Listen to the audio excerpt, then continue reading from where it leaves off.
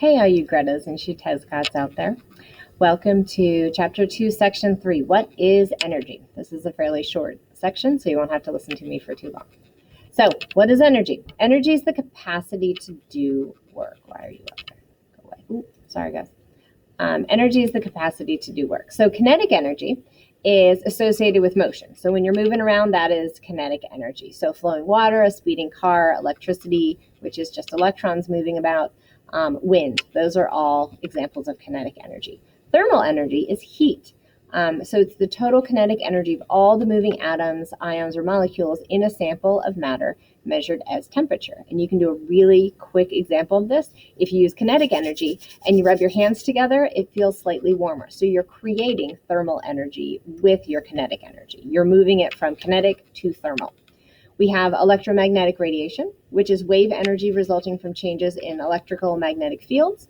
And this includes solar energy, which fuels all of life on Earth, which we will talk more about in a little bit.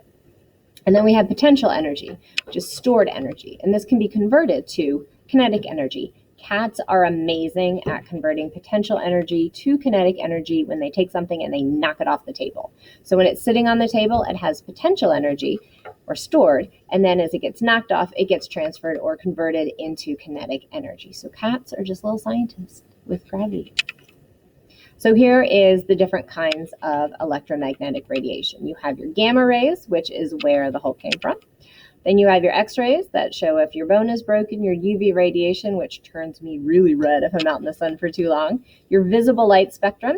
Then you go to the IR, which is used in a lot of your remote controls, microwaves, which makes your popcorn, and then your TV radio waves. So we have shorter wavelengths all the way to longer wavelengths. You can't see any of these other than the visible light, but they are all there. Energy quality.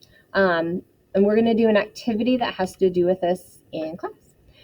So we have our high quality or concentrated energy, and that is a high capacity to do useful work. So think high temperature thermal energy, concentrated sunlight, high-speed wind, energy released from burning fuels. And then you have your low quality or dispersed energy, and this is little capacity to do useful work.